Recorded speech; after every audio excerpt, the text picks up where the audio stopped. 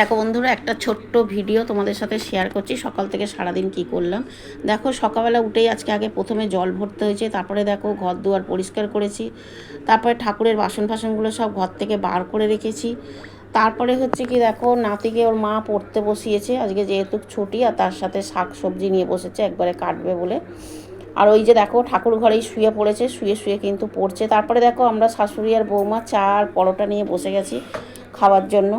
চা পরোটা খেয়েছি, খেয়ে তারপরে কিন্তু রান্নাটা আমি বসিয়েছি, বৌমা কেটে কুটে দিয়েছে।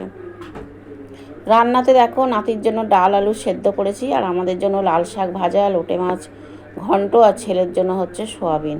তো এটা হচ্ছে আজকে দুপুরের রান্না হয়েছে। তো আমার এই ভিডিওটা যদি তোমাদের সত্যি ভালো লেগে থাকে একটু লাইক কমেন্ট করো, আর আমার পাশে একটু তোমরা থেকো, পাশে থেকে আমাকে এগিয়ে নিয়ে যেও। তারপরে হচ্ছে কি দেখো আমি স্নান টান করে পুজো দিয়েছি, পুজো দেওয়া হয়ে যেতে তারপরে তোমাদের ভাত খেতে বসেছি। তো ওটা আমি তোমাদের দেখাইনি, কারণ ভিডিওটা অনেক বড় হয়ে যেত।